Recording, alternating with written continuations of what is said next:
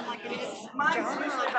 Yeah, I mean, I think the first couple weeks after, I feel a little like lost, like I think it's such a great choice. Part of it is, the first few weeks were just training. And it's like, this seems like boring, but it's like you started doing the work, But each week he feels a little better. And so now the challenge is most of his team is Boston, and he's in the Hartford, so he's not working face-to-face. Yeah, because I'll be working. Most people go in the office, they're hybrid, so couple days a week. So next week he gets to go to Boston. Sorry, He's also feeling like a little they're together. Yeah, it just feels very, very. Right. Yeah. He's so long. Sure. Because always been part of the show. And now he's like, yeah, makes the form of team. Is there an opportunity for him to? So he's starting right at. Yeah, I think. So like this next week, his other friend is training. His training is part of the around. So he's gonna go spend the next hotel. Yeah. No, wait. That's all.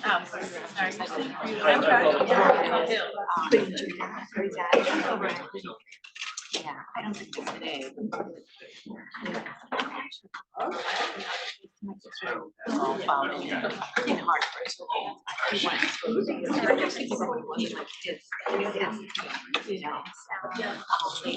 I'm sure once they see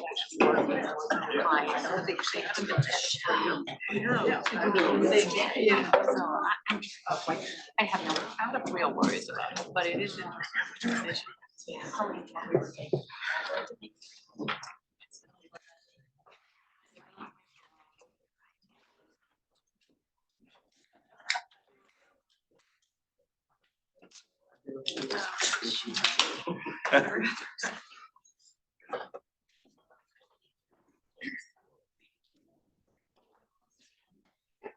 Morning and welcome to the 2023 benefits forum. I think this might be our 8th, maybe close. Benefits forum that we've offered. We're excited to be here and to share this program in a hybrid format. We've got people joining online as well as people in person here in the Williams-Mullen offices. I am Marc Purintun, and I'm the chair of the Employee Benefits and Executive Compensation Practice Group here at Williams-Mullen. Now for today's agenda. First, we're going to hear from Brydon Dewitt, who is going to be speaking about relief for plan administrators. Following Brydon, I will take the podium and we'll talk about opportunities to encourage plan participation. And then after me will be Allison Carlon, who will be speaking about required changes under the Secure Act, Secure 2.0, sorry. And finally, Brydon and Allison Carlon will be speaking about fiduciary updates. And then we will end with questions.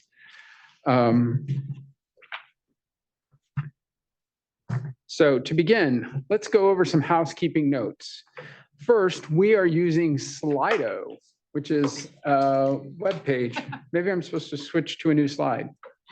Yes, I am supposed to switch to a new slide. I'm going to try to work really hard to talk and read and move this thing. So we'll see how that works. Which is available for both people who are in person and who are joining us online in the remote audience. To join Slido, you can log in at slido.com or take a picture of the QR code. Where's the QR code? Maybe not. So for Slido, and then when you log in online at slido.com, you can enter code 102312. You'll see 2 tabs, like at the top here. One on the left is for Q&As and one on the right is for polls. And we will be having, you can have an opportunity to make questions answered. Sorry, lost my place. We will answer questions at the end of the program, time permitting.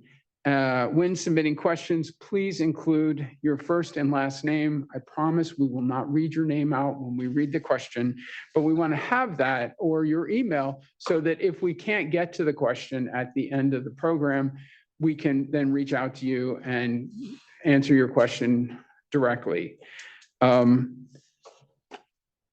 If you prefer to ask questions to the speaker directly and you're here in person, you can we'll be hanging around for a while after the presentations, and you can just come up and speak to us and we'll be happy to answer whatever questions we understand. If we might have to do some more research before we can answer everybody's question.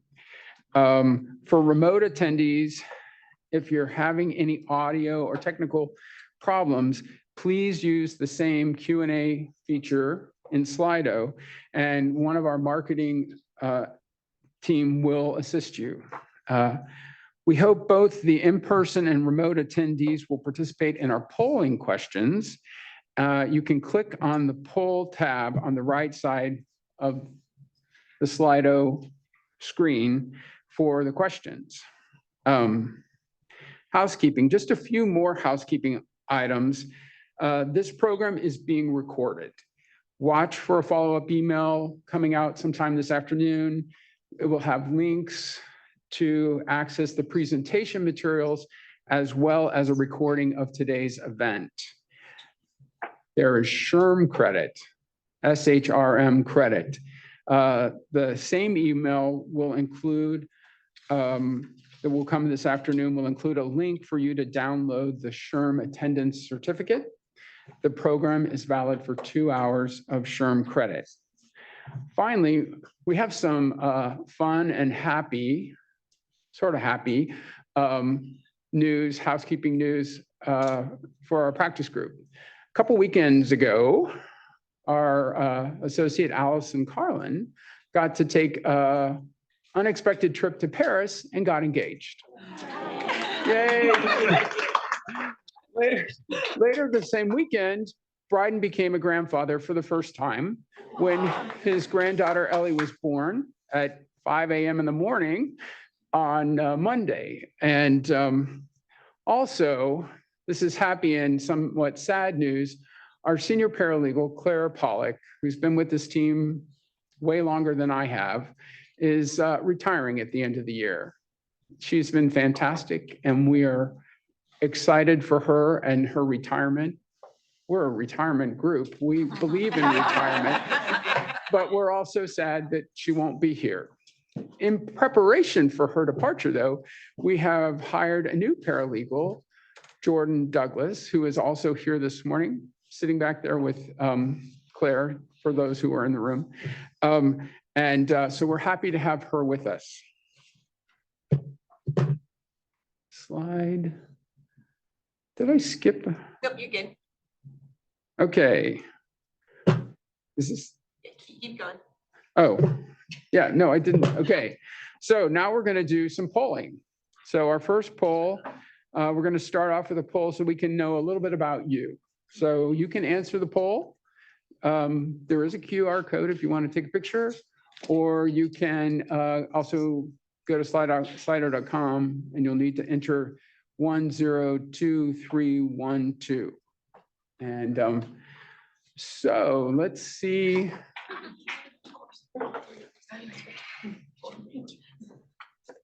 Yes. So there's lots of people here from privately held companies, half the people, but there's also a fair number of people from public companies, university schools, consultants, and some others.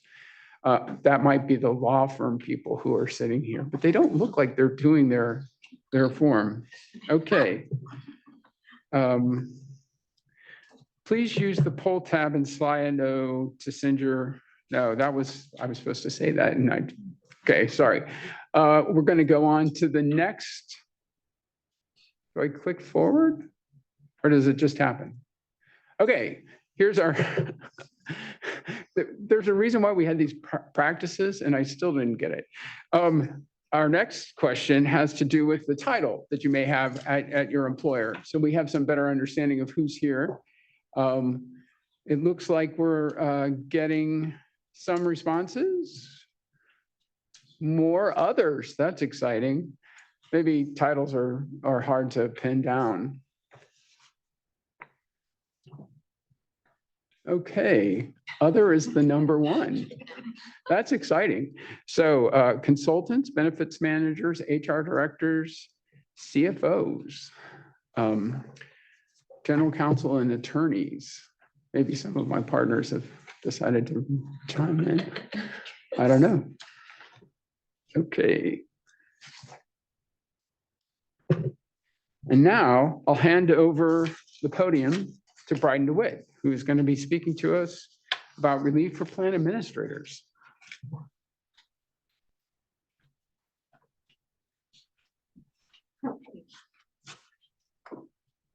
Good morning. I'm not sure Claire's retirement is that big a deal because she's still going to come into the office, right? That's how I'm in denial.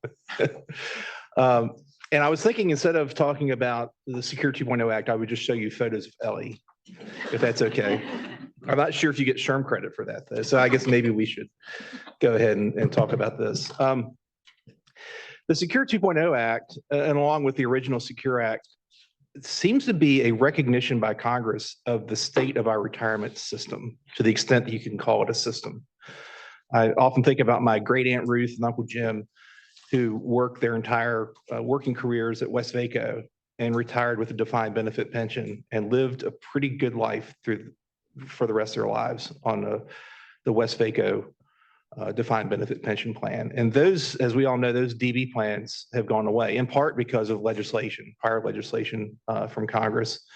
And so the state of our retirement system really is that we're dependent on employer-sponsored defined contribution plans, 401k plans, 403b plans, and dependent on employees to understand that they have to save for their own retirement.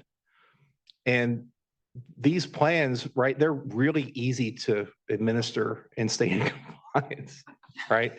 So we have a system where we're dependent on employers to offer these plans and employees to participate. And then we have reams of regulations that make it really difficult for employers to offer these plans and keep them qualified. So that's really, I'm not sure you would design it that way from scratch. So among the items that Mark is going to talk about and Allison will talk about, an aspect of the Secure 2.0 Act is at least the beginning of some relief for plan administrators to help keep their plans qualified. And so before we go on to that, we did practice, and I forgot every time, even in the practice, I forgot that we had polls. So let's do our Slido poll here. Has your plan experienced any of the following common administrative errors? You didn't amend the plan on time, apply the incorrect definition of compensation. Maybe you excluded employees who were eligible or included employees who were ineligible. Plan loan errors. These items the IRS has published a list of the top 10 401k errors that they've encountered. And so these are, I guess, the top 5. And I assume they're in order of prevalence. So these, if you are saying you've had any of these errors, you're in good company with a lot of other employers. And the 42% that say none of the above, that's outstanding. Either you're really doing a great job of administering your plans or you're not aware of what's happening. Ignorance is bliss. So, I think as this poll shows, and as we know, especially from our practice, and it is really complicated. It's difficult to keep plans in compliance with their terms and with requirements under the code. And so we have had, and I looked this up, I couldn't believe it, since 1991 was the first time we had the Employee Plans Compliance Resolution System. Although I think probably in the late 90s or early 2000s, we get updates with self-correction and VCP and audit cap. So the Employee Plans Compliance Resolution System is under Rev Proc 2021-30 is pretty much still, but before the Secure 2.0 Act, is the mechanism the IRS has given us to correct boo-boos. We have a mistake, we don't operate the plan in accordance with its terms, or the plan document doesn't meet qualification requirements, or we had a failure in coverage testing or ADP testing that we didn't correct on time. The IRS fortunately has given plan sponsors a way to keep their plans qualified by following the EPCRS. And so the system that we had before Secure 2.0 is there were really three options. There's self-correction, the voluntary correction program, and then audit cap. Self-correction, not surprisingly for most clients, is what they really like. So under self-correction, you correct the error on your own. You don't file anything with the IRS. We always recommend having a memo to the file that explains why you were eligible for self-correction, how you self-corrected, and how your correction complied with the EPCRS. The RefRoc 2021-30 has an appendix with various correction methods for common errors. And so the question when we are seeing if we before Secure 2.0, whether we can use self-correction is always, when did the error occur? And if it occurred more than 3 years ago, was the error significant? So under the EPCRS prior to Secure 2.0, if you discovered an error that was eligible for self-correction, typically an operational failure to operate the plan in accordance with its terms, or certain errors could be corrected by plan amendment as long as the plan amendment increased benefits for plan participants. The question was, can we self-correct? If it was within 3 years, the answer is yes. You can self-correct anything within 3 years. But if the error happened more than 3 years ago, then the question was, is it significant? And there are a list of factors in the RevProc, number of participants affected, percentage of plan assets, the number of times the error occurred, various factors to consider to determine whether the error was significant. And if you decided that it wasn't significant and you're going to self-correct, you're going out on a limb a little bit, because you're hopefully the IRS would agree with you if you were audited that the error was insignificant. So that's always been a consideration that we always have to take into account when we're helping a client fix a plan error. So under self-correction, you correct it, you follow the EPCRS, you put a memo into the file, and you're done. You don't have any assurance from the IRS that the way you corrected the error was appropriate. But if you follow the EPCRS, you can have some confidence. If the error was significant, if it was ineligible for self-correction, or if you wanted a blessing from the IRS, then the voluntary correction program is available. And that's where you submit the correction to the IRS, you pay a fee, and then often you have to negotiate with the IRS to get basically a compliance letter from the IRS that you properly amended or corrected the plan error, and the IRS couldn't challenge you because you have the letter under VCP. And then the one that you really don't want to do is audit cap. And that's where the IRS discovers your error before you discover it or have corrected it. And under audit cap, it's basically the same correction that you would do under VCP, but now you have essentially a penalty where the IRS, the starting point is the tax revenue the IRS could have received if the plan was disqualified. And they work down from there. And there's some factors to negotiate down on the audit cap. Many years ago, we had a client, and they came to us after this error occurred. We weren't part of the error, but they changed their definition of compensation. It affected their profit sharing contribution to the plan.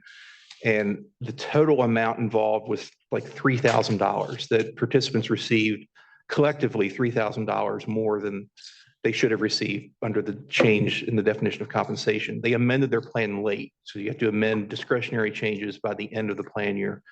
They amended in January, the plan year ended in December, $3,000.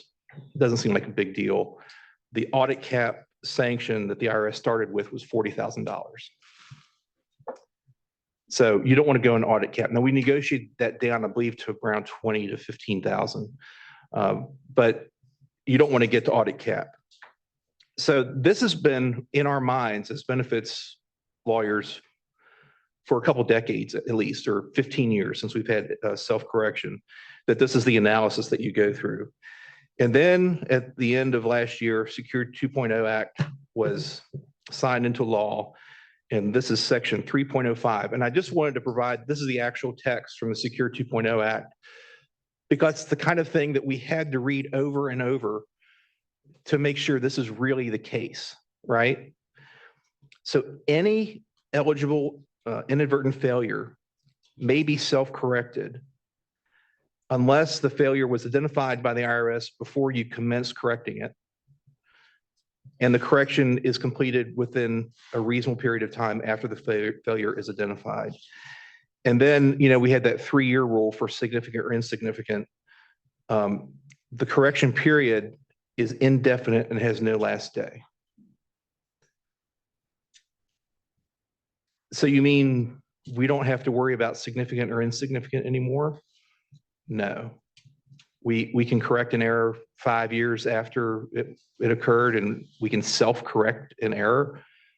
Yes. I mean, you have to read it because it's hard to believe. And so Mark and I were and I think Allison was there also at the ABA tax section meeting in May. And the great thing about that is there are panelists from the IRS, and then there were in the audience, there are other IRS officials. And they were talking about this section 3.05A of the Secure Act. And it seemed like they couldn't let go of the old EPCRS. And they were talking about, errors that occurred before the Secure Act was enacted can't be corrected under this, can't be self-corrected under this new law. I don't see that in the section 3.05. And they kept talking about the restrictions on self-correction that exist under the EPCRS, and the IRS was going to issue guidance. They had not yet issued their guidance on this. And Mark and I are looking at each other, none of this is in the law. The law has changed this. So it's like everybody has to readjust the way they think about correcting plan errors. So I made this chart, and the great thing about this slide is I figured out how to do red X's and green checks. So I'm really proud of this slide for that reason. So on the left, we have a self-correction under the old rule, under RevProc 2021-30. And on the right is the Secure 2.0 Act and Notice 2023-43, which was issued, I think, in May or over the summer, that provided guidance around the new law. So again, the whole concern that we've always had about 3 years, are you correcting within 3 years, no longer applies. The old rule required the plan to have a favorable determination letter. You no longer have to have a favorable determination letter to self-correct. Significant errors in simple plans and SEPs can be self-corrected. Plan loan failures, there was limitations on the types of failures for plan loans that could be self-corrected. Those limitations are gone. So plan loan defaults and loans exceeding the maximum limit or duration or amortization requirements, all of those can now be self-corrected. That limitation is gone. The requirement that a plan sponsor have established practices and procedures reasonably designed to promote and facilitate overall compliance with the code still applies. So that's a rule under the RevProc. In accordance to Notice 2023-43, that requirement still exists. I don't see it in Section 3.05A. You don't want to be the test case to challenge it, but the IRS is still clinging to that requirement. The plan sponsor must apply the correction principles of the EPCRS. Okay, well, that means basically the condensed version is you put the plan and the participant in the position they would have been in had the error not occurred. So that's the general principle under EPCRS. That makes sense. A correction by retroactive plan amendment must be more favorable to participants.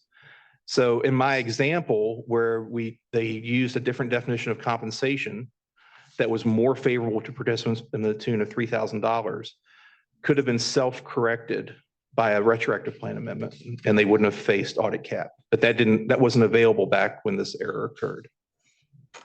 But you couldn't retroactive if you, for example, used a less favorable definition of compensation and participants didn't receive the contributions they would have received if the plan terms had been followed. You can't retroactively amend to take away what the plan provided.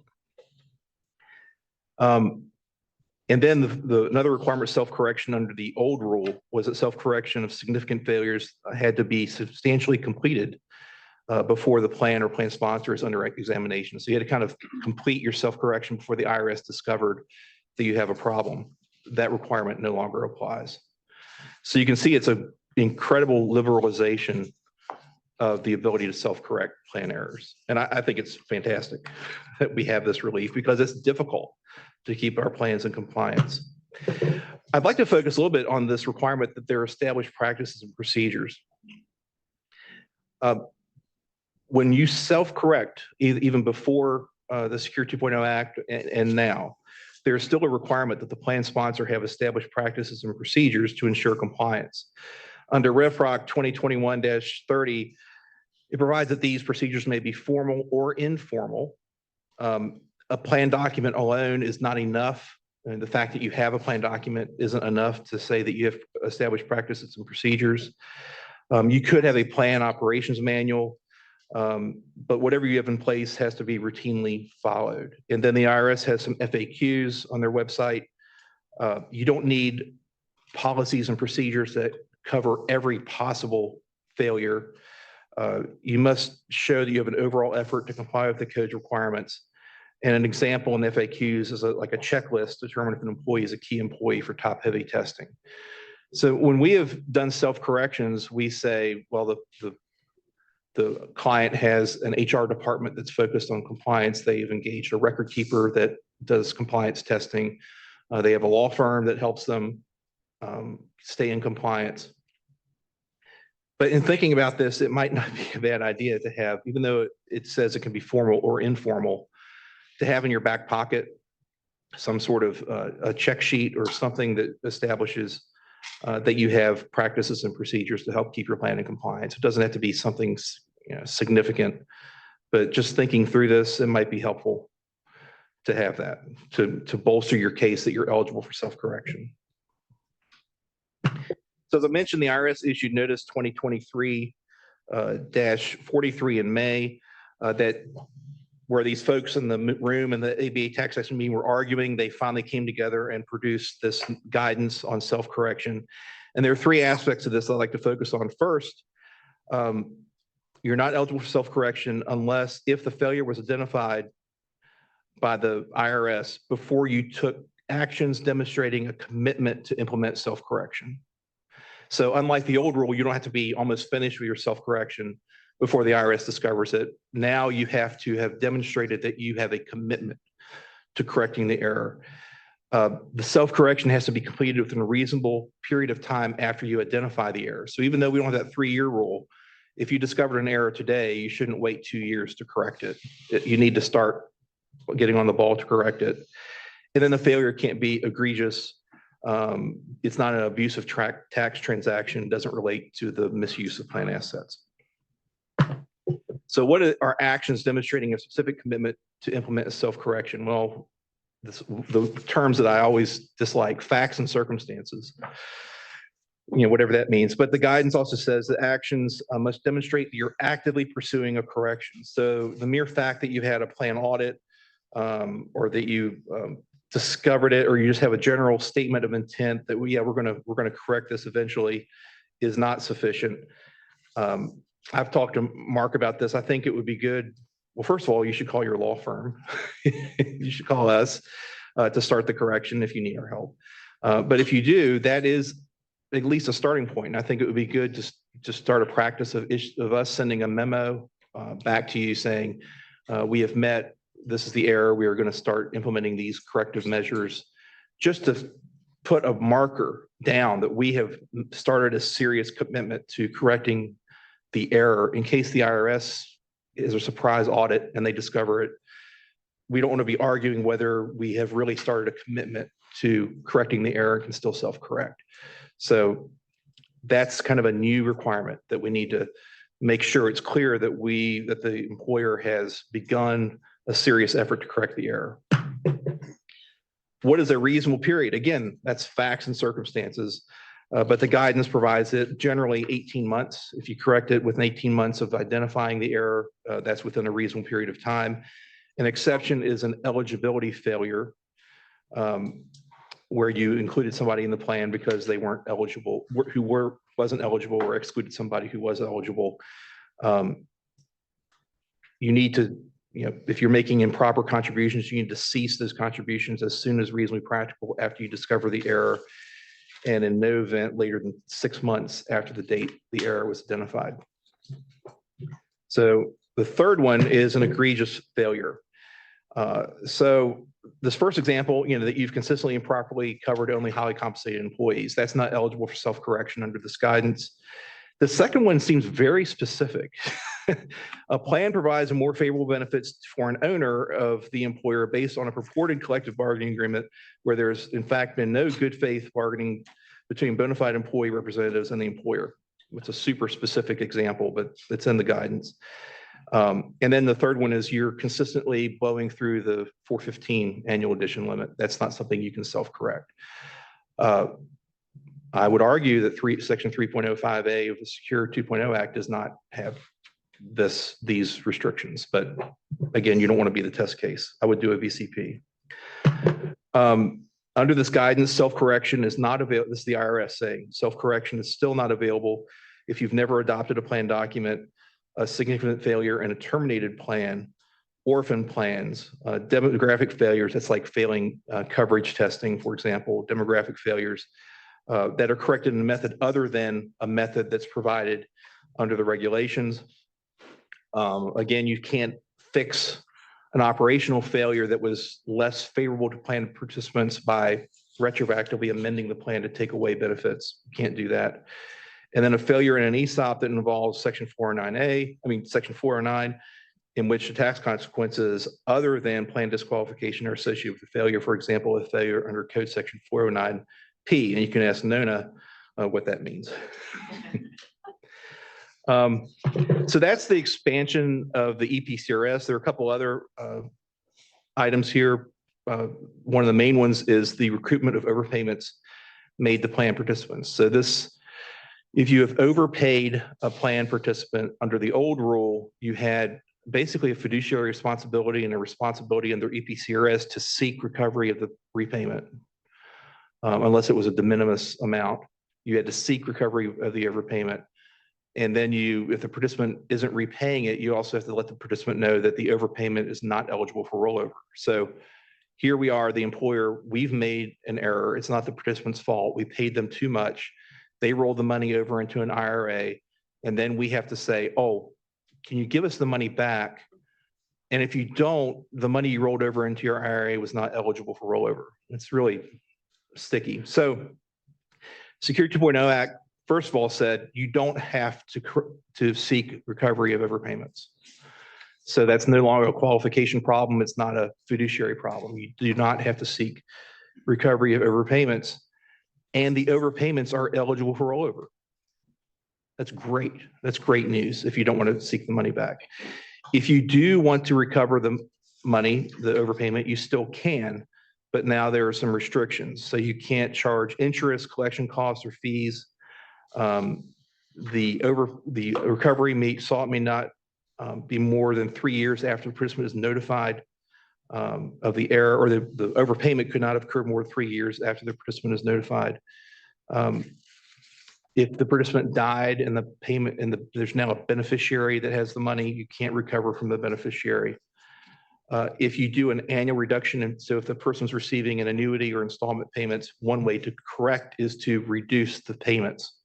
Going forward, the reduction may not exceed 10% annually of their benefit, and future payments may not be reduced by more than 90%. You can't threaten litigation unless you determine that the cost of recovery or the benefit, the money that you get back from the overpayment is more than the cost of seeking litigation. And you can't employ a collection agency unless a participant has ignored or refused to cooperate after you have a settlement or court judgment saying that they owe the money back. So before that, you can't have a collection agency. So you can still recover overpayments. If the overpayment is significant, it's probably worth it to the plan to seek recovery, but it's now a fiduciary's decision as to whether they want to do it, and there's no ERISA problem or qualification problem for doing so. Also, the Secure 2.0 Act made permanent relief that was going to sunset under the EPCRS for plans that have automatic enrollment and have a mistake. So if you failed to automatically enroll a participant who is eligible for automatic enrollment, but for this relief, you would have to make a QNEC, or the employer would have to make a corrective contribution for the missed deferral opportunity. And before this relief was there, I helped clients with this. I remember one that had nationwide branches, and their headquarters was in Richmond, and the administration of the plan was in Richmond, and they didn't know that somebody in Nebraska had been hired and somebody in California had been hired. And so there are all these employees that the information didn't funnel, and they weren't automatically enrolling them in the plan. And it was a significant corrective contribution that they had to make. And it made me anti-automatic enrollment because of the potential cost of correcting. But then we got this relief in the EPCRS. It was going to sunset on December 31 of this year, but the Secure 2.0 Act made it permanent. So if you discover the error and you correct by the end of the month, the employee tells you. So if the employee notices, hey, I should have been automatically enrolled, I'm not getting deferrals, you have to correct by the end of the month in which the employee notifies you of the error. That usually doesn't happen. Usually you discover it. So now you have until the end of the last day of the 9.5-month period after the end of the plan year in which the error occurred. If you correct it, if you start making correct deferrals within that period, there's no corrective contribution for the missed deferrals. But you do have to make the match. So whatever matching contribution they would have received, if the automatic enrollment percentage had been applied, you have to make the match and you have to apply earnings. But there's no corrective contribution for the missed deferrals. And then finally, one of my favorite items here is, it seems like every time we get new legislation, there are new notice requirements. And the missed notices had these huge penalties for providing notice to participants, and nobody reads them except for plaintiffs' attorneys. So now and hopefully this is a trend. Secure 2.0 says you do not have to provide plan notices to unenrolled employees as long as they get, like during annual open enrollment, notification that they can participate in the plan, and the summary plan descriptions are available. But you don't have to, it's kind of a stepping back from the notices that you have to provide. So anyway, I think all of this is welcome relief for plan administrators, and it's a step in the right direction, and I think it's making some sense. So with that, I'm going to turn it back over to Mark to talk about opportunities to encourage plan participation in the Secure 2.0 Act.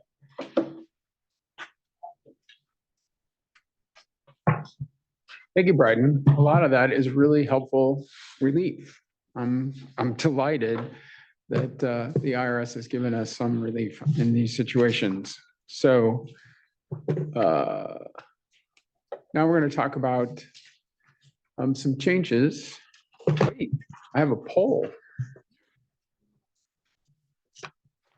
So what are the most common reasons why your employees don't participate in your 401k plan? And I hear about this all the time. Lots of employers get frustrated, especially come time for non-discrimination testing. And there's a bunch of people who aren't actually participating in making deferrals. And as a result, that might require some refunds for highly compensated employees. So let's see what's going on.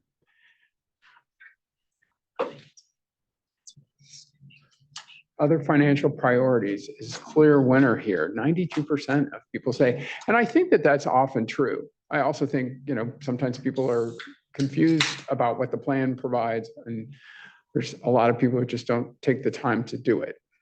They intend to do it, they want to do it, they think they're going to do it. This is one of the reasons auto enrollment allows people who aren't paying attention and doing what they intend to do get auto enrolled into the plan. Okay, so enhancing retirement savings is part of the Secure Act. It's a key focus of it. And in negotiating and shepherding the Secure 2.0 through Congress, one of the key concerns was retirement savings. As fewer and fewer defined benefit plans existed, more and more emphasis has to be placed on other retirement vehicles, most specifically employer defined contribution plans. And the first portion of my presentation is going to focus on ways in which Secure 2.0 offers enhanced savings opportunities. We're going to look at matching student loan repayments, an increase in catch-up contributions for certain individuals, the treatment of employer contributions as Roth contributions. Not sure that that enhances savings, but that's what they added here. Emergency savings accounts, small monetary incentives for people making elective deferrals, and increased mandatory distributions. Many employers have experienced concerns about why people aren't participating. And one of the reasons that individuals express why they aren't participating is they can't get access to their money. And they, if I put money in the plan and I need that money, I won't be able to get it, or if I do, I'll have to jump through a lot of hurdles. And as a result, the Secure 2.0 has added a variety of ways to get at the money with some tax advantaged opportunities or less onerous tax consequences. So we're going to talk about federally declared disaster distributions, terminal illness distributions, domestic abuse withdrawals, emergency personal expense distributions, and employee certification of hardships, which is really sort of an administrative easing for employers, but it also makes it easier for the employee if it's not an onerous component for the employer to administer hardship distributions. So the first section that we're going to talk about has to do with matching student loan repayments. And I remember the first time I heard about this several years ago. We had an associate, Marie Yasko-Rosado, who's now working for Progressive Insurance, doing employee benefits. But she had student loans, as many lawyers do, and she had heard about a private letter ruling, and she was just jazzed about it. The private letter ruling from the IRS said that an employer that had a 401k plan could provide matching contributions to the accounts of employees that had made student loan repayments. And usually matching contributions are all limited to you make an elective deferral and you get a match up to a certain amount. But in this situation, the employees who didn't make deferrals, partly because they were making all these onerous student loan repayments, would get a match. So Marie was very excited about it. I thought it was a great idea.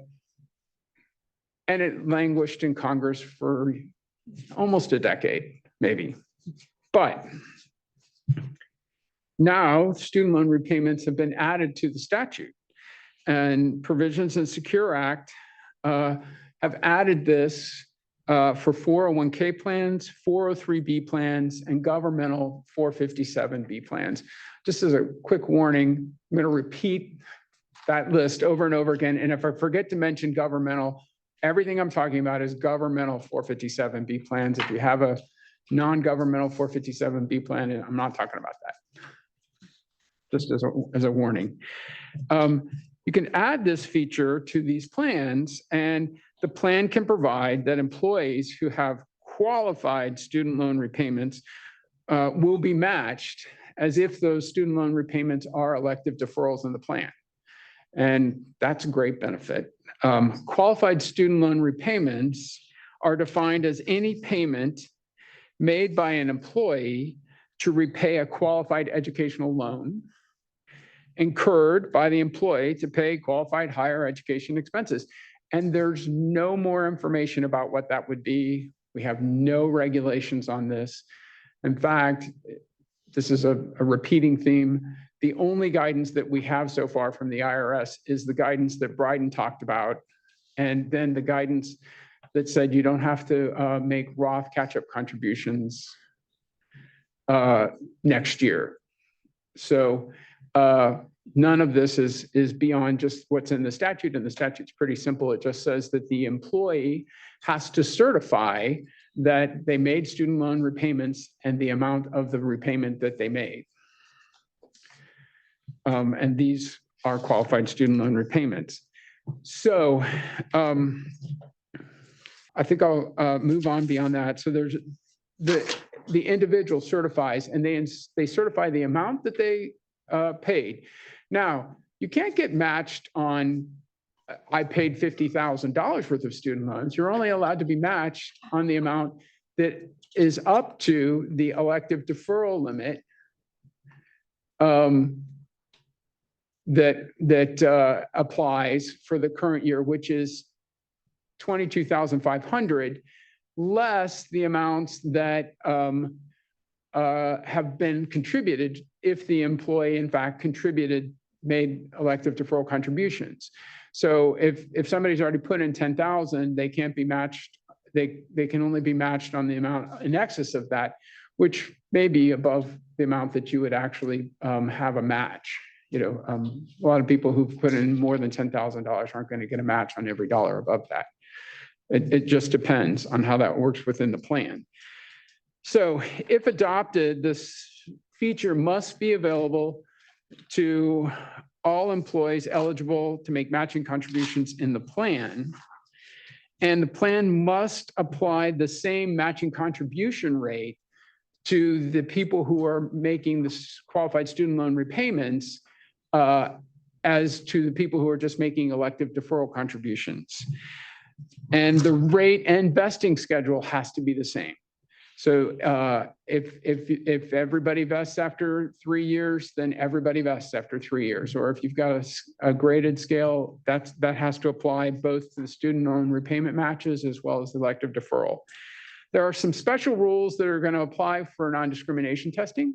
There is zero guidance on that, so I'm just going to slip past that, but they do talk about it in the statute. It's just not clear what that is. And these will begin in 2024. So it's an optional change. I think maybe I was supposed to slide ahead. Yeah. So it begins after this year, and it is an optional change, but I don't know of any employer, as I said, who is currently gotten to the point where they're telling us that they want to add this to their plans. And during the Q&A, if we want to get a show of hands from other service providers who might have other experience, we'll go to that. Okay. The next item is increased catch-up contributions. So as you know, current plan participants who have reached age 50 by the end of the year are allowed to make additional catch-up contributions if they've reached their elective deferral limit or some other applicable plan limit. For example, some plans will say you can't contribute more than 50% or something like this of your comp. So if you've reached a limit, then you can make catch-up contributions. And currently the catch-up contribution limit for 2023 is $7,500. And what the catch-up change for catch-up contributions will be effective in 2025. And the statute says that if you have reached age 60, but not age 64 in that year, then you can make an enhanced catch-up contribution, which will be equal to the greater of $10,000 or 150% of the catch-up limit for 2025. So they don't know what it's going to be. Cost of living changes make these changes. It's possible that the catch-up limit for 2025 could be 9,500. And if it is 9,500, then 150% of that would be greater than 10,000. Each year after that, it'll be increased according to the cost of living based on the prior year. So only in the first year do we have this odd little formula. It's effective in 2025, and this is not a discretionary change. You don't have to add it to your plans. Most plans don't actually put in the plan what the catch-up limit is, and the reason is because it changes every year. So we just say we're going to make catch-up contributions if you're eligible.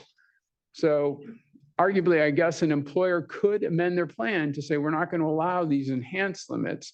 But if the plan is just silent on, if you're eligible to make catch-up contributions, you can, then arguably people who are in this category would be eligible to make these enhanced catch-up contributions. Okay. This is another one that I'm not sure that we're going to get a lot of traction on, but this is an option for employer matching and non-elective contributions to be deemed Roth contributions.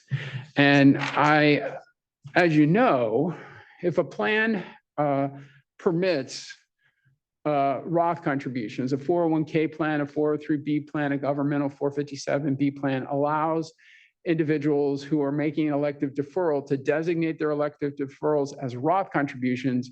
Those contributions come into the plan as after tax. And then when they're distributed, they're tax-free. And it's all about the employee's cash going into the plan. So Congress has decided that maybe we can make some more money by allowing people to convert or designate their employer contributions that are coming into the plan as Roth contributions. So that would only work if the plan actually allows Roth contributions. So first, there's a threshold there. But if the plan's allowing Roth contributions and the employer decides to adopt this, the employees would be allowed to designate the contributions that are coming into the plan as Roth contributions.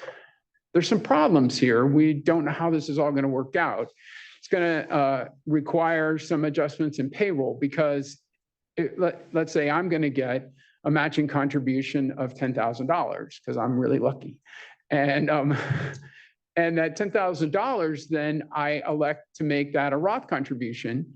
Well, if I do that, then I have no additional cash in my paycheck, but I have $10,000 of taxable income that has to have some withholding.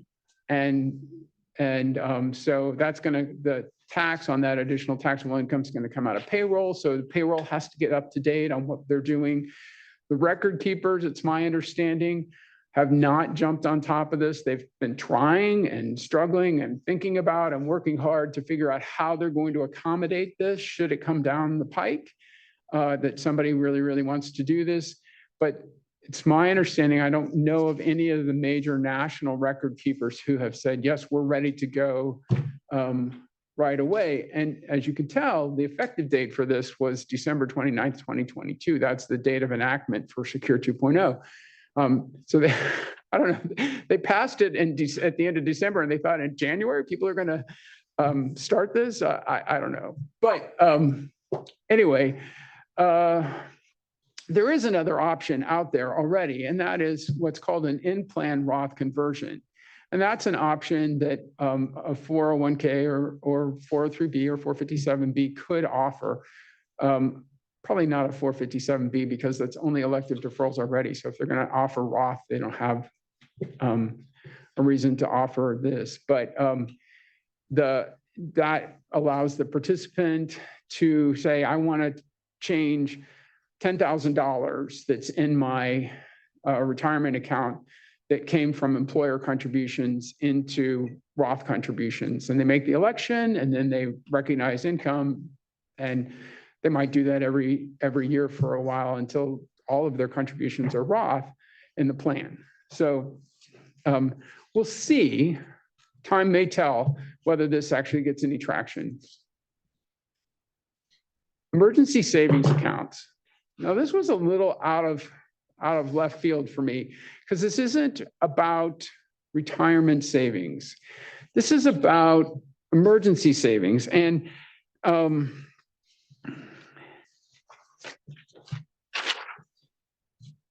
Secure 2.0 adds this optional feature for individual account plans. So any individual account plan, a profit sharing plan, 401k, 403b, et cetera, can have this savings account attached to it. And the legislative history offers some interesting information. The Senate report says that there's a Federal Reserve study that found that almost half of Americans would struggle to cover an unexpected $400 expense, and that many are forced to tap into their retirement savings to meet that need. And then the report goes on to say, a recent study found that in the past year, almost 60% of retirement account participants who lack emergency savings tapped into their long-term retirement savings, compared with only 9% of those who have at least a month of emergency savings on hand. So this is the nut that Congress is trying to get at. How are we going to fix this or help people?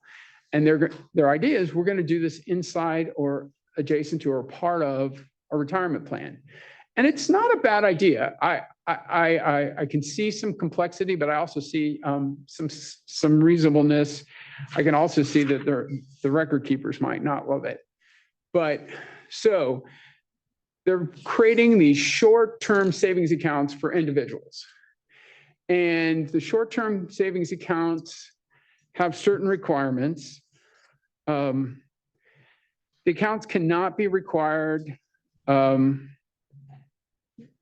Accounts cannot require a minimum amount of contribution. So the person could pick $5 every pay period, but the maximum amount is $2,500 period. So $5 is not necessarily too small, but and it can't have a minimum account balance. So they might only have an account balance of $100. But the point is we're trying to figure out a way to help people with emergencies.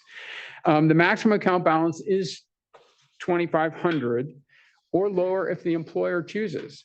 And the participants must be allowed to take at least one distribution every calendar month. It's frequent. And those distributions, one distribution can't have a fee for the first 4 that a person takes in a year. Well, I don't know if you've tried to take any money out of a retirement plan, but there are fees. So we'll see. But that's what it says. The distributions from these would not be subject to a fee. Saving contributions are treated like Roth elective deferrals. So the money goes in, it's after tax out of the participants' pay, and it's treated like a Roth elective deferral. Saving accounts can have an automatic enrollment feature. Employers could say, you're going to put in up to 3%. Or they could say, we're going to start at 1% of pay per pay period for the first year, and then the next year we'll elevate to 2% and then 3%. So there's an option for an escalation, but there's a cap of a maximum of 3%. Excess contributions can be transferred. Like if somehow payroll doesn't cut off contributions and you've blown through $2,500, those can be transferred to the participant's Roth account, assuming they have one, or a Roth account can be established for them in the plan, or they can take it as cash. And employers can terminate, this is really important, employers can terminate these savings accounts at any time. And it's specific in the statute that it is not a cutback. So one of the questions that always happens when you have a plan change is this change that we're doing going to be a cutback that's prohibited? This is not a prohibited cutback. Per the statute, these are effective beginning next year. Oh, and the final point is that the participants, when the plan is terminated or the participant terminates employment, must be allowed to transfer the money that's in the account. If there's money still in the account, they must be allowed to transfer that money to their Roth account in the plan or to take it as cash. So this one's an interesting idea. Generally, in 403B plans and 401K plans, you're not allowed to incentivize elective deferrals with any other kind of, or coerce elective deferrals with any other kind of incentive other than matching contributions. The idea is, some people want everybody to participate in the plan, and so they put some pressure on employees to to join the plan that's not, say, auto enrollment or an enhanced match or something. But Congress has decided they're going to allow people to make de minimis incentives that could be, I guess it could be just cash, or it could be some sort of card with a limited amount attached to it. It cannot be paid out of plan assets, and the incentives are exempt, thank God, from the prohibited transaction rules. So this took effect last year. I am not aware of any of our clients who are doing this, but some employers may want to do that if they've got a lot of people who are just absolutely not participating in the plan. Anything to get more people participating. Okay. Mandatory distributions. Retirement plans are allowed to tell if somebody terminates employment and they are able to take a distribution and they have an account between 1,000 and 5,000, they're allowed to force those people to take a distribution. And if they elect not to take it, or if they don't make an election, then they can have it rolled over. That amount, 5,000, has been set. I think it was set in a 2001 statute. It became effective in maybe 2003. It's not been adjusted in all that time. So beginning in 2024, the cash out limit will increase to 7,000. You're not required to adopt that increased limit. I think if employers want to adopt the increased limit, they can, and then afterwards make plan amendments at the appropriate time required under Secure 2.0. But it's not effective until next year. Okay, now for the access to the cash. We want to get our cash out of the plan. And so federally declared disaster recovery distributions. Secure 2.0 permits a whole bunch of, there are several, we're going to talk about them, ways to get money out of the plan. Most of these allow for distributions from the plan that are not subject to the 10% early withdrawal penalty, and also have other enhanced tax favored benefits, similar to the rules that applied when the CARES Act came out back in 2020 during the middle of COVID, and people could take distributions from the plans, CARES Act distributions, and they were exempt from the 10% withdrawal penalty, et cetera. So that's what these are. In several ways, such distributions are tax favored. The first one we're going to talk about are qualified disaster recovery distributions, which I'm going to call QDRDs. They can be made available under a plan. You're not required to allow them, but they are optional. On and after the first day of an incident period through the date that is 180 days after the incident period is determined by the FEMA. So it's like all these definitions, and it's a little confusing. But FEMA picks a date when there is a disaster, a federal disaster. And so there's a period from when that begins to 180 days after the declaration that distributions can be taken from the plan. And the distributions, the applicable date is the later, I'm not even going to go into the applicable date, but the maximum amount that can be distributed to a participant during this period. So the period can spread 2 years, because 180 days depends on when the disaster is declared. The maximum amount is $22,000. And this is cumulative across, maybe somebody takes 5 and they take another 10, and then finally they can take 7. The QDRDs are not subject to the 10% withdrawal penalty. And they're taxable at the time of distribution, and the participants are allowed to repay the amount that they have taken over 3 years. And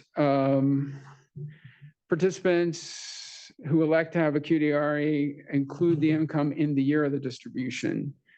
But if they don't elect to do that, they can have it included ratably over a 3-year period. So that's a little awkward, but let's say I took $30,000, could be included in the first year 10, in the second year 10. Well, I can't take 30,000 because the maximum is 22, but say it took 21, 7, 7, and 7 over 3 years. So also under this provision, they're allowed to provide increased loan amounts. This was also done under the CARES Act. The increased loan amount is $100,000, the lesser of $100,000 or 100% of the vested account balance. And this is effective now, and it is optional. Penalty-free withdrawals for domestic abuse survivors. This is permissible again for all the 403B, 401K, and governmental 457 plans. Participants self-certify. The definition of what is domestic abuse is really broad in the statute. I won't go through the long list, but it's a lot of things. The self-certification has to be that there was domestic abuse, and the domestic abuse was from the participant's spouse or domestic partner. It's exempt from early withdrawal penalties. Distributions are made in the 1-year period beginning, and this is sort of odd because domestic abuse often happens over time, but it says in the 1-year period beginning on the date of the individual is a victim of domestic abuse. So I guess it's the date they certify they're a victim of domestic abuse, not when that might have first started. It's capped at $10,000 or 50% of the vested account balance and may be repaid over 3 years' time. And this is effective next year, an optional change to the plan.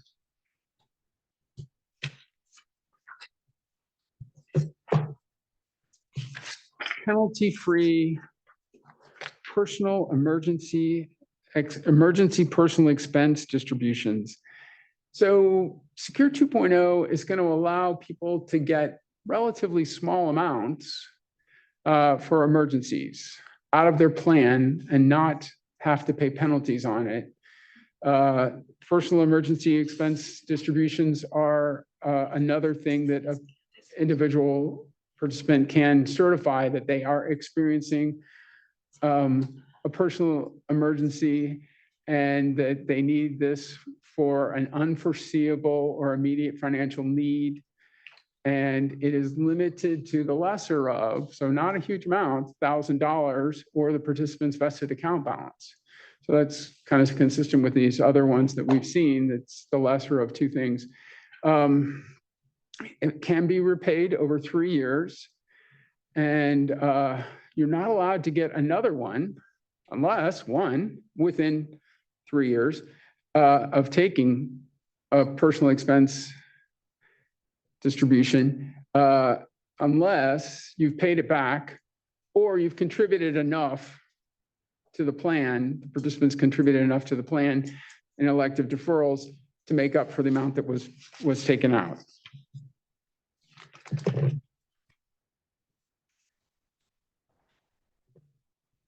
So plans that have hardship distributions, this is often administratively cumbersome for a lot of employers because they have to get information from the plan participants who want to take the hardship distribution. And so they're gathering information and they have to weigh whether or not they think really this is a hardship. And they also end up with disgruntled employees. Now, the rules haven't changed for what is an immediate and heavy financial need. The rules haven't expanded to what those might be, but what they're saying now is that the employee can certify, give them the chance to certify, here are what are the requirements you can certify in writing that you have met these requirements and receive the hardship distribution without the employer having to get bills for this event or that event or some other documentation to support that this has happened.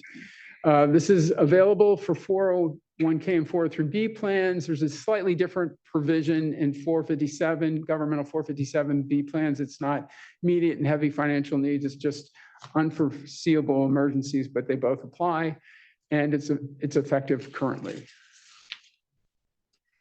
And there we are. Okay, so next up is Allison.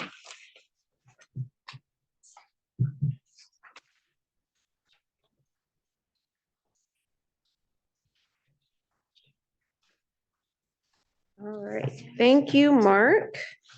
And thank you to everyone for hanging in there. I know it's a lot of information, and I'm sure many of you have heard a lot about Secure 2.0 already.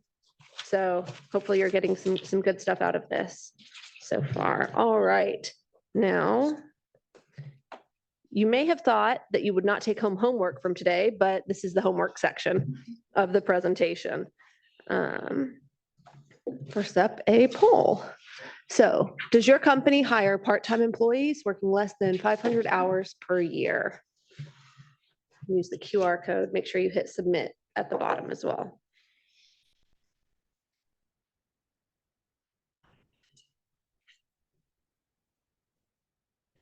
All right. So most people just have a few, it looks like. Well, you will still have some work to do coming up on that. All right, we have a number of changes that are required. Some of these are required for plan sponsors to make changes to their plans. Some are just changes that are happening generally, whether you want them to or not on here. Some have already gone into effect or are going to be coming up very quickly. We will go through year by year. All right. So first up, something that has already gone into effect is for the qualified birth and adoption distributions.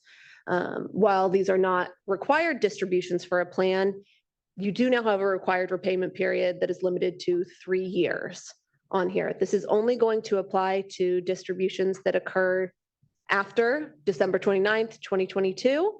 It won't apply to any distributions occurring prior to that, but if you have any distributions, they must be repaid in 3 years. Next up, we have a bunch of changes to, I say a bunch, it's at least 2, to the required minimum distribution rules. So for those of you who are not familiar or just drawing a blank right now, plans have to require individuals to begin taking distributions starting previously at age 72.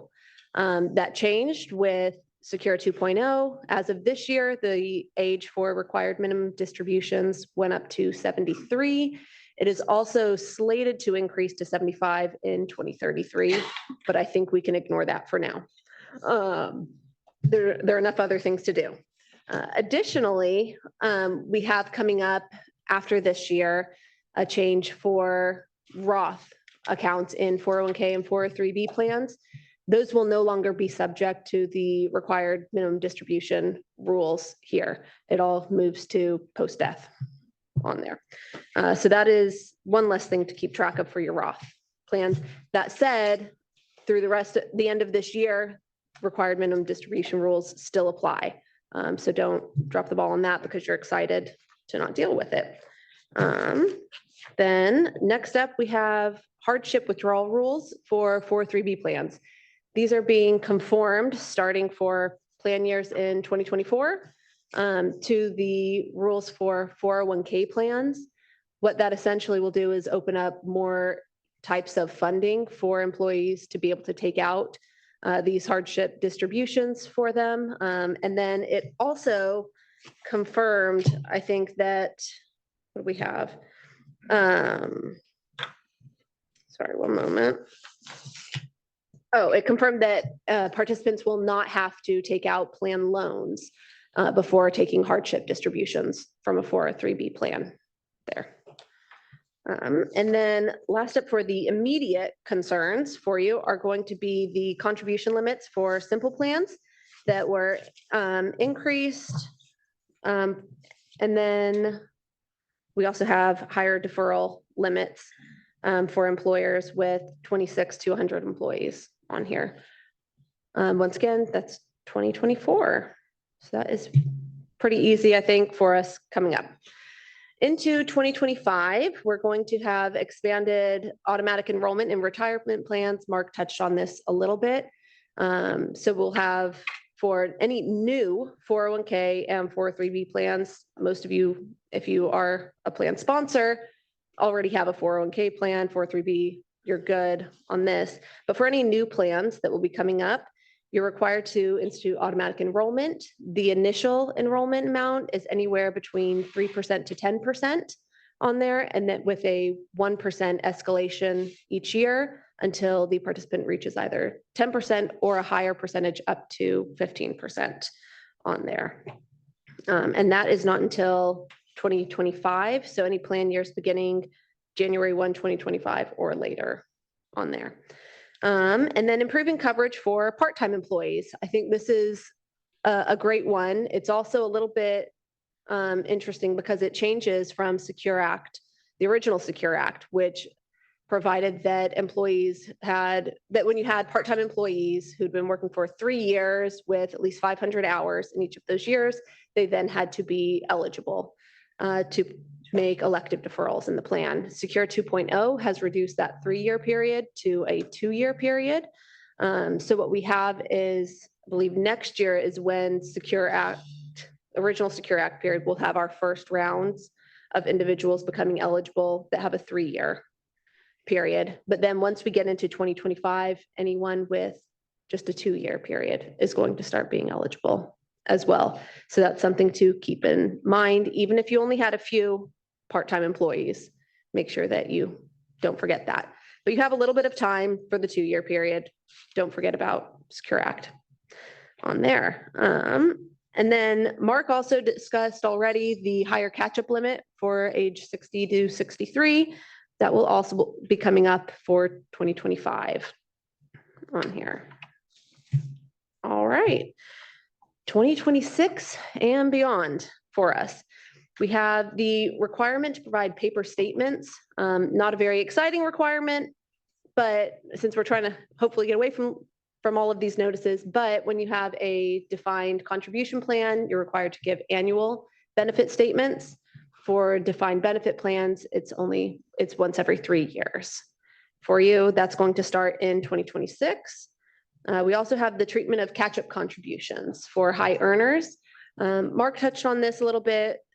We were very happy that the IRS put out some guidance. We had IRS notice 2023-62. If anybody cares to have some light bedtime reading, that thankfully delayed this provision until 2026 as well. And it also clarified some drafting errors. So once again, if you can't sleep at night, there's some fun light reading for you on there.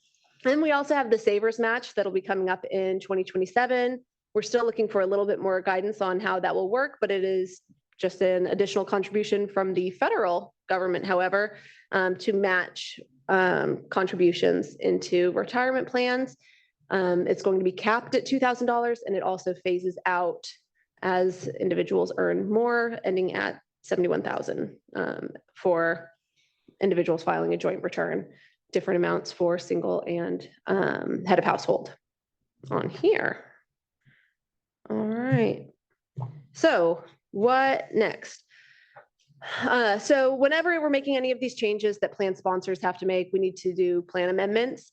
The deadline for plan amendments under Secure 2.0 is going to be the last day of the first plan year beginning on or after January 1, 2025.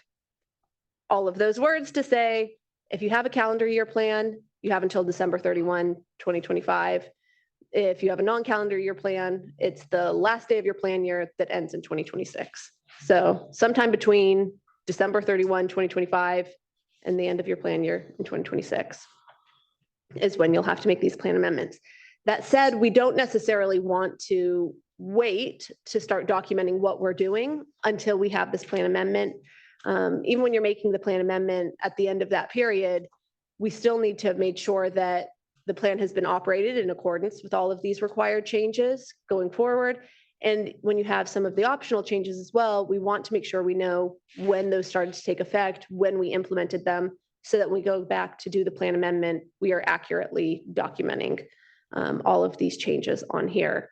So some things to take into account are if we want to make changes through summary of material modifications or summary plan descriptions prior to this time, and then just making sure we have adequate documentation of everything. I think that was a pretty quick summary on there. Got to go through that quickly. So we're going to go into a fiduciary update. I'm going to invite Brydon up here to take the reins.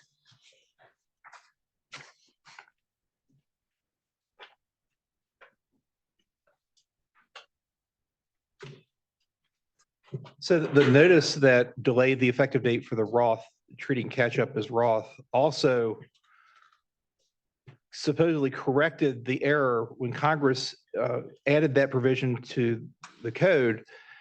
The entire section that allows catch-up contributions was deleted. So under the Internal Revenue Code, there are no catch-up contributions next year. But the IRS in their notice said, well, you can still have catch-up contributions, right? But what gets me is with going back to plan corrections, is the IRS has always taken the position that there are no scrivener's errors. You can't claim that a mistake in your plan document was a scrivener's error. But then when Congress has a massive scrivener's error, they just write a notice and say it's fine. So I guess it's good to be the government.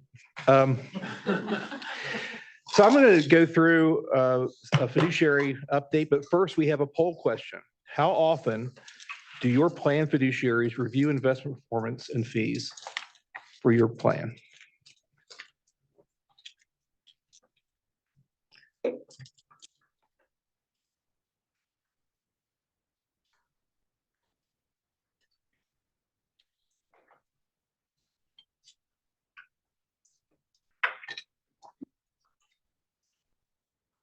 So it looks like quarterly is the overwhelming winner here, 74%.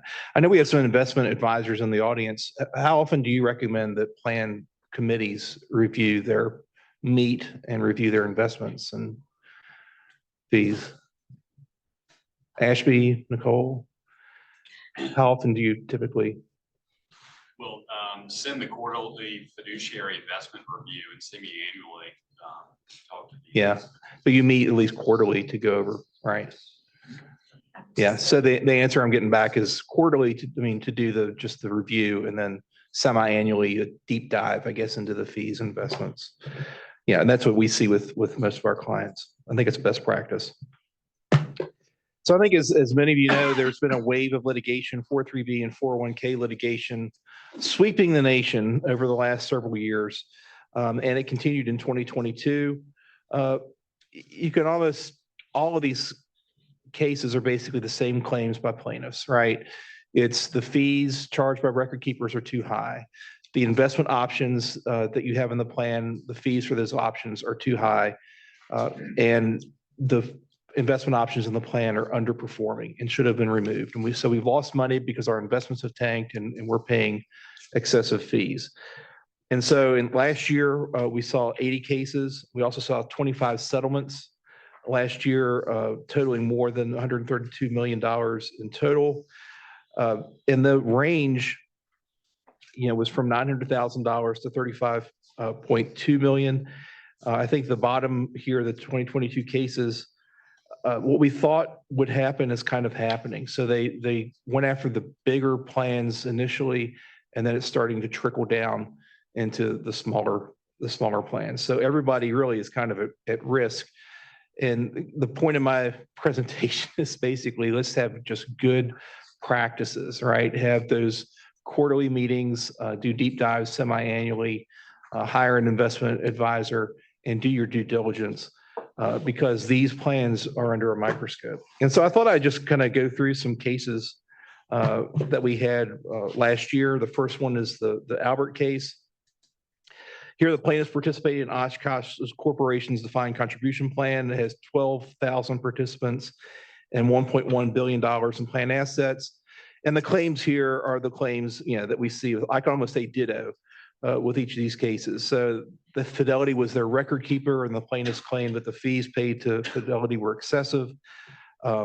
They claimed that the plan fiduciaries selected and retained investment options that charge excessive fees.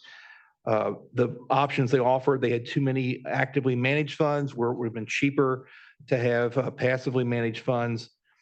And the plan paid excessive fees to its investment advisor when there are other investment advisors who could have provided services for less. But what the plaintiffs here were claiming is just basically, hey, compared to other investment options and compared to other record keepers and investment advisors, the fees that we were paying were higher. And they claimed that was the fiduciary breach.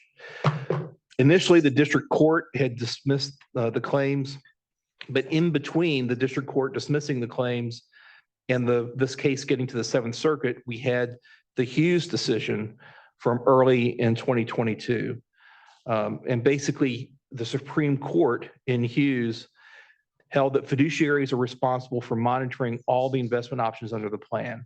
In Hughes, the plaintiffs claimed, that there are investment options that charge excessive fees and didn't perform as well. And the defendants said, well, yeah, we had some stinkers of investment options in the plan, but we had this broad range of investment options, and they were better investment options with lower fees that performed well. And so because we had these other options that the participants could have elected instead of these bad options, there's no fiduciary breach. And the Supreme Court rejected that argument. The U.S. Supreme Court said that as a fiduciary, you were responsible for every single investment option that you offer under the plan. So you don't get off the hook simply because you had some really good options if you still allow some really bad investment options to remain in your plan. So that was the essence of Hughes. So Hughes is decided, and now we have the Albert case before the Seventh Circuit. The Seventh Circuit still rejected the plaintiff's claims and explained that Hughes merely rejected the assumption that by offering low and high cost fees, you don't have an ERISA violation. But interestingly, the Seventh Circuit said that fiduciaries are not required to regularly put services out to bid to do RFPs. You're not required to regularly do that to comply with ERISA. You're not required as plan fiduciaries to simply select the least expensive funds, and that when fees for record keeping services have to be evaluated in relation to the services provided. So when this is some other cases we're going to discuss this morning, this is one of the key lessons here is that context matters. So the fact that the fees charged are higher than other investment options or other record keepers doesn't necessarily mean it's an ERISA violation. You have to look at the context of the type of investment, the services provided by the record keeper, the skill of the record keeper or the investment advisor. So the court rejected the claims that the active managed fund should not have been in the plan because they had higher fees, because the mere fact that a fund is more expensive isn't sufficient. The actively managed funds may have had higher returns. And then as far as the excessive investment manager fee claim, the court said that claim was paper thin because it failed to show why the fees charged by the investment advisor were excessive in relation to the services provided by the investment advisor. So again, it's not just that the fees are high, it gets you into ERISA problems. It's what are you receiving in return for are the fees reasonable in relation to the services that you're being provided or the type of fund that's being offered under the plan? The fees alone are not enough, and that's what the Seventh Circuit held. So some takeaways from the Albert case. Again, you're not required to select the cheapest service provider and investment funds. The quality of the services and the fund are factors that have to be considered. And this is consistent with 21-year-old Department of Labor advisory opinion advice, which says that a fiduciary must assess the qualifications of the provider, the quality of the services offered, and the reasonableness of the fees charged in light of the services provided. So to protect yourself or for a plan sponsor to protect itself from these claims, again, it's just do your due diligence, do your homework. You should have an investment committee that monitors the plan's investments and record keepers. I always say you need an investment advisor. I know Ashby and Nicole are happy that I say that. But ERISA's standard of care is not a reasonable person off the street. The standard of care is a reasonable person who is familiar with the subject matter. It's a reasonable expert standard. So unless your plan fiduciary committee is made up of a bunch of investment whizzes that know everything about investments and follow it and are experts, like our friends here in the audience, you're probably not meeting that standard. So I think these committees need to have advice from an expert. Have regular meetings with minutes that detail what the decisions were made, why they were made. That's Exhibit A in your defense, is we had these regular meetings. We considered these different investment options. We considered the investment or the record keeper fees, and we decided to make these decisions based on the facts that we knew at the time. So, you don't, and I have a case later that supports what I always say is, you don't go to ERISA jail. What would the ERISA jail even be like? You can't go to ERISA jail simply because the investment option you picked tanked, because you can't predict the future. It's whether at the time you made the decision, you did your due diligence and made a reasonable decision under the reasonable expert standard of care. So moving on to the next case, kind of similar, all these cases are kind of similar. So plaintiffs here, participants in Mid-America Energy's 401k plan. The plaintiffs allege the plan fiduciaries breached their ERISA duty of prudence, saddling them with unreasonable high cost and low quality investments, right? It's the same claim over and over. But here it's how they measured, how the plaintiffs measured the problem. They claimed that the fees to Merrill Lynch for record keeping were excessive. Merrill Lynch received $1.9 million to $3.1 million in fees per year. That averaged out to $326 to $526 per participant. And the plaintiff said, look, record keeping fees should be no more than $100. And this is based on industry averages. Record keeping fees should only be $100 per participant. Anything more is unreasonable. And then they took a close look at 5 investment options that they said performed poorly, had a high cost, or both. And to do this analysis, they compared the funds in question performance to their peer group, evaluated the expense ratios to the mean and median ratios in those groups, and then evaluated the expense and performance of the funds against the alternate investments. So they're looking at a broad range of funds. Here's the performance, the fees compared to the ones that are in the plan, and said, look, that's a fiduciary breach because they underperformed and they cost too much.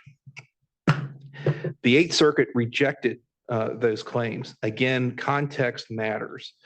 The facts were that Merrill Lynch's administrative services fees really ranged from $32 to $48 per participant. And then there was indirect revenue sharing of no more than $37 per participant. So we're under that $100 threshold. The excess were for non-record keeping services charged individual participant accounts and not on a plan-wide basis. So there were other services being provided. So it wasn't an apples to apples comparison. It was an apples to oranges comparison with the industry average versus what Merrill Lynch was receiving. And so the court rejected it. You didn't do a proper comparison.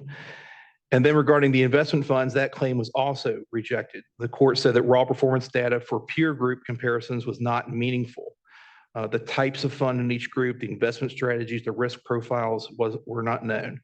So a mean and median expense ratio data was just simply unhelpful in analyzing whether the funds in the plan were appropriate, whether they performed at a level that was reasonable and had reasonable fees. So again, it was again another apples to oranges comparison. So again, when plan fiduciaries are looking at their investment options and record keepers, they need to be doing a meaningful comparison, an apples to apples comparison of the investment options and the record keepers and the fees. Compare the fees charged to your plan to fees charged to comparably sized plans. Look at the types of services being provided, going back to the Department of Labor advice in the 2002 advisory opinion letter, and compare funds with similar funds with the same types of styles and strategies. It's common sense, right?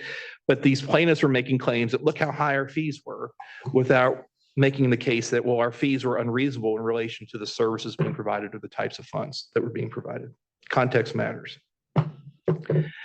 And I included this case because this goes back to what I always say about ERISA jail. So this was participants in the University of Southern California's defined contribution plan and the university's tax deferred annuity plan claimed that plan fiduciaries breached the ERISA fiduciary duty of prudence in selection and monitoring of plan investments. They won, right? They're winning this argument, but the question here is, how do you measure the damages? And so the plaintiffs brought in an expert who compared the performance of the funds to funds based on information that happened after the funds were selected. So in other words, it was a hindsight that he was measuring damages based on hindsight. They basically compared the performance of the alternative investment options, the actual performance of alternative investment options, to the investment options that the university selected for the plan. And so the court rejected that methodology of determining damages, excluded the expert testimony.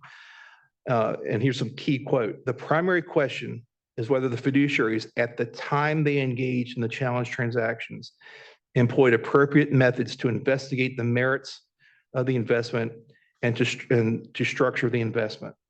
So the damages could not be based on a comparison of investment options cherry-picked after the fact and compared to the investment choices made by the plan fiduciaries. So once again, as a fiduciary, you're judged by the information that you had at the time you made the decision, not on what happens. You can't predict the future. It's a reasonable expert standard. It's not a crystal ball standard. The question is, why did they settle? The question here was the amount of the damages, right? They lost, but the question here is the amount of the damages.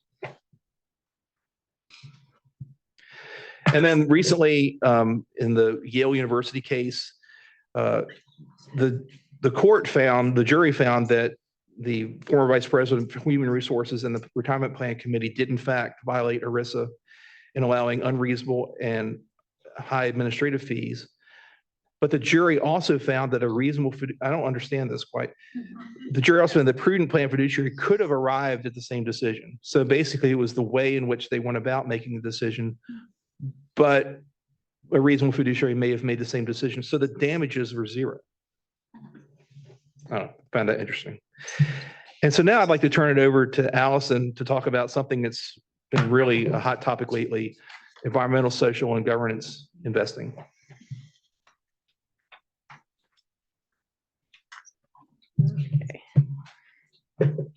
Yes, ESG investing. So, I think we all know the concept behind this is using set standards of environmental, social, governance, these standards to make investing decisions. The question being whether you can meet your fiduciary responsibilities under ERISA and still take these into account when you're making decisions on plan investments. If we go all the way back to 2020, we had the Department of Labor issued 2 rules regarding ESG investing. The intent behind these was to kind of address this perception that you could market investment opportunities to ERISA fiduciaries based primarily on ESG factors, subordinating those interests to financial factors for these investments. A number of stakeholders in response had some concerns that this would also create a chilling effect on plan fiduciaries who wanted to take into account some degree ESG factors. And so fast forward to the end of last year, the Department of Labor issued a final rule coming back at this called the Final Rule on Prudence and Loyalty in Selecting Plan Investments and Exercising Shareholder Rights. So under this 2022 rule that took effect at the beginning of this year, we retain the kind of core principle that ERISA plan fiduciaries must focus on the relevant risk return factors and not subordinate financial interests of participants and beneficiaries to objectives that are unrelated to the provision of benefits under the plan. It further clarified, though, that investment decisions, right, well focused on factors that the fiduciary reasonably determines are relevant to that risk return analysis, that those factors could in fact include ESG factors, economic effects of climate change, and so on, to the extent that they are relevant to that risk return analysis on here. It also added a provision that clarified that fiduciaries do not violate their duty of loyalty solely because they take participants' non-financial preferences into account when constructing a menu of investment options. Interestingly, we just had a case a few weeks ago. We got an opinion that came out of a federal district court in Texas, of all places, that upheld this rule. So I think there's a lot to say on this back and forth of whether or not ESG factors actually have value when it comes to making financial decisions. There are people on both sides that will say either way. But I think as we're seeing from these court cases, there's another one that came out in June, or that was a case that was filed in June as well for similar considerations. This isn't really going anywhere, but the focus is making sure that any ESG factors that are taken into account are not subordinating any financial considerations, but they are complementing them. If you think that taking into account the human rights risks of investing in a company that's primarily doing diamond mines in Africa is a concern because maybe they will be subject to high fines, then that is an appropriate way to incorporate these ESG factors. But if you're just saying we want to only invest in in companies that are refusing to use cheap labor, then you aren't necessarily doing your due diligence on that fact. So once again, it's kind of one of those things where it's important to have financial investors that you're really leaning on to make sure that you are focusing on the financial results. But we do have the Department of Labor coming back and supporting, yes, you can use ESG factors. You can use them as a tiebreaker, and you can use them as they're relevant for the risk and reward or the risk and return analysis here on that. So I think that's about what there is to say on it. At this time, we will go ahead and transition to our Q&A panel right now. So I'll invite Marc and Brydon to come up and join me up here. If you want to go ahead and pull up Slido, and if you have any other questions, please go ahead and put them in on anything we've discussed, anything else, Secure 2.0. If you want to ask questions about grandbabies, maybe hold those till later, but go ahead and add those now. While you're furiously typing in your questions, I want to bring to your attention an additional opportunity for additional information. So Brydon hosts the Benefits Companion podcast that provides employers with valuable information about employee benefits. Brydon, the podcast is available on anywhere you would get podcasts, including Apple and I don't know what the other opportunities are. Pardon me? Spotify, including Apple and Spotify. And Brydon frequently does this with other people, some of whom are sitting in the audience now. Some of us are his partners or our paralegal Claire has done at least one of the podcasts with Brydon. So I think now we're going to go on to the Q&A.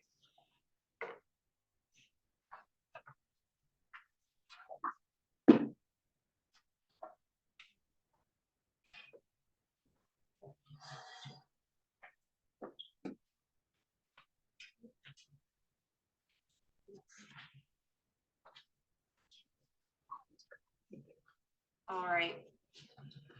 Okay, so one of our first questions for Brydon is going to be about the relaxed correction procedures. So if I have a plan failure that occurred before Secure 2.0 was passed, but I only discovered it recently, can I self-correct it under the more relaxed rules, or am I stuck with the old VCP filing method of correction? So this was a topic of discussion at the ABA meeting between the various IRS officials in the room. And some of them thought that Secure 2.0 would only apply to future errors. But as the guidance came out, it applies, if you had an error, it basically applies to all errors. So it's not just January 1, 2023 is not the dividing line. If you had an error that occurred before this year, or that you discover, you're under this new rule with self-correction, which is fantastic. Okay, for Mark, we have a question about the domestic abuse withdrawals.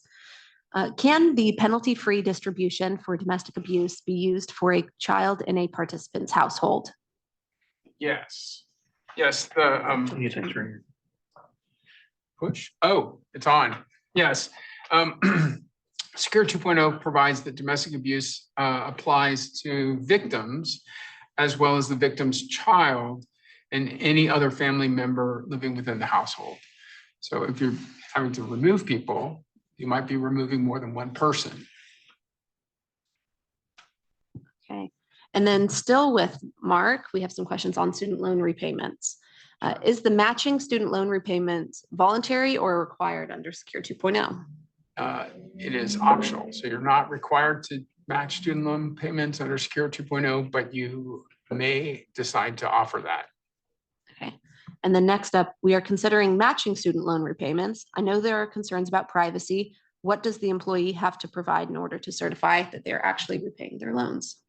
So the certification as described in the statute is really, really small. They just have to certify that they are making student loan repayments with respect to higher ed expenses, that were qualified higher ed expenses. And the statute references some code provision that talks about what is qualified higher education. But so that what they have to certify is pretty slim. They also have to certify the amount of the payment. So if they're going to get a match, we need to know that they made a payment of X dollars, not to exceed the deferral limit of $22,500 for this year.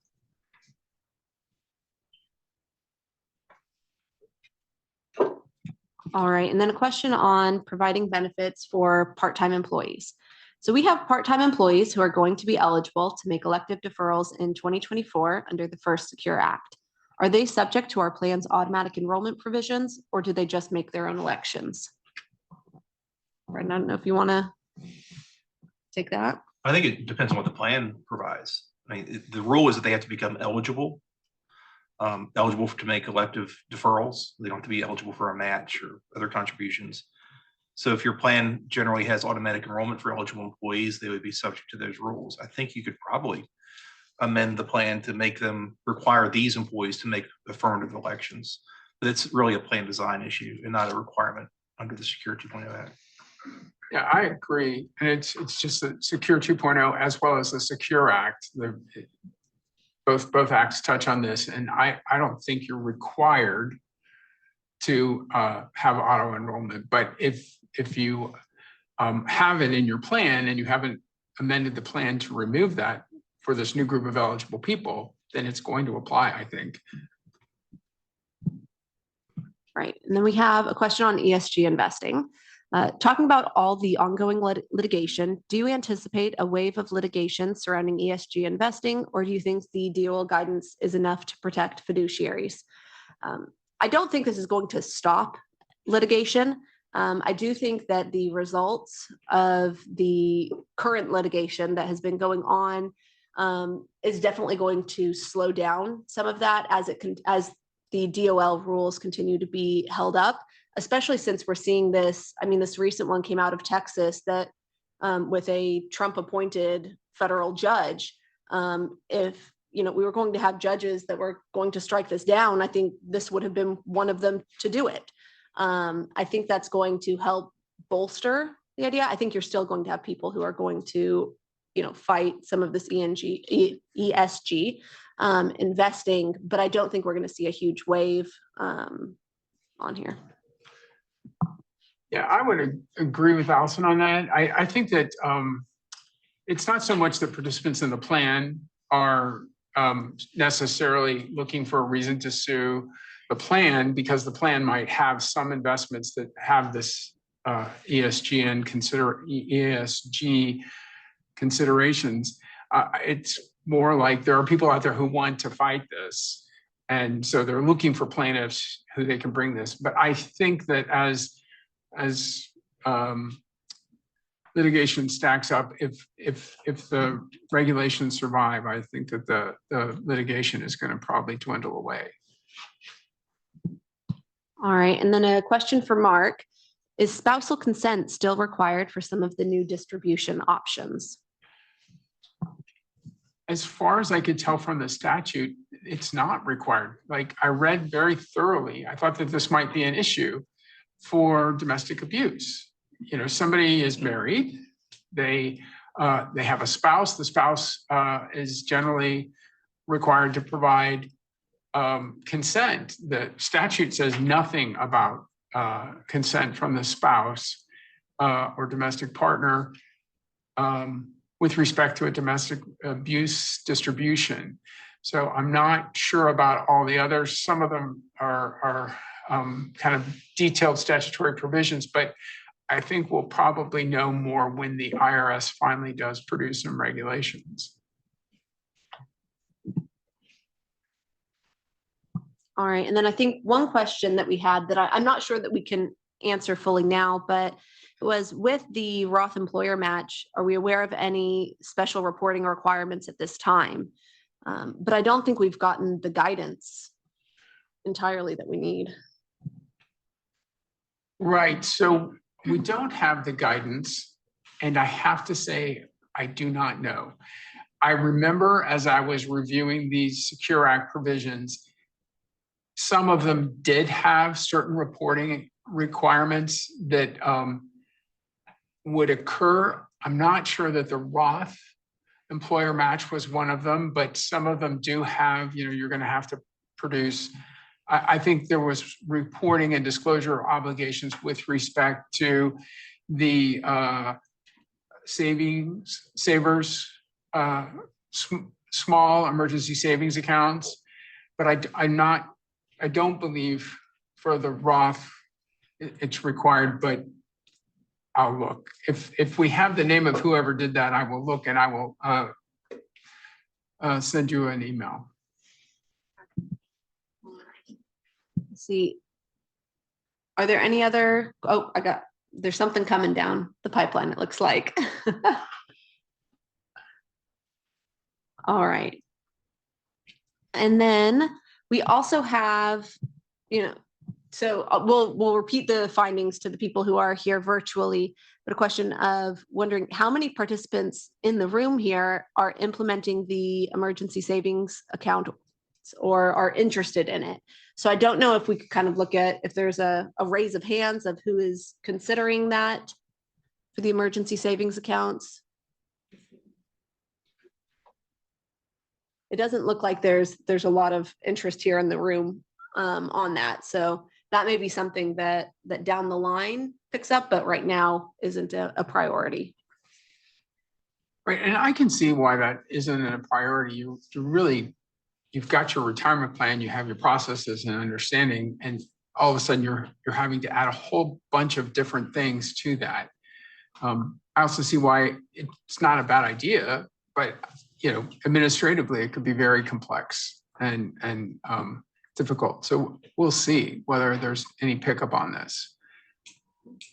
It would conceivably reduce the number of people who actually are taking money out in hardships, but we'll see. Specific issue. I mean, aren't there other options? Like, can't you as an employer just give somebody a pay advance? Well, so the question is, aren't there other options? Do you have to do, you know, these savings accounts? And, you know, an employer can give somebody a pay advance. Employers do. That can become complex and difficult to keep track of. But, you know, employers do lots of things that are complex and difficult. And so I think those are fine options.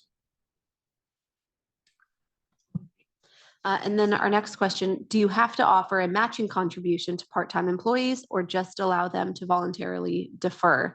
And I think it's pretty clear. You just have to allow them to make an elective deferral. You aren't required to give them a matching contribution. I don't know if you have anything else to add there, Mark.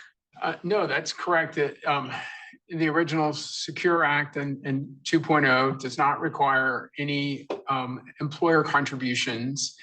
And it actually continues to carve out this group from your other testing requirements. So it's not like, oh, we need to add the match so that we pass coverage for the match, but these people are excluded from that test still. So that it's just that Congress really wants, and a lot of employers don't exclude people. If you get a paycheck, you're allowed to defer. But some employers say, no, if you don't have 1,000 hours, we're not going to have you in the plan. So this rule is just reducing that level. All right, and I think that about wraps it up for our Q&A right now. We will be hanging around in the room for a little bit longer for anyone who is here that has some other questions, but otherwise I will turn it back to Mark. Sure. Well, thank you for taking the time to be with us today. I'm really glad you were here, and thank you for sending us questions and keeping us on our toes. That's good. And have a good day.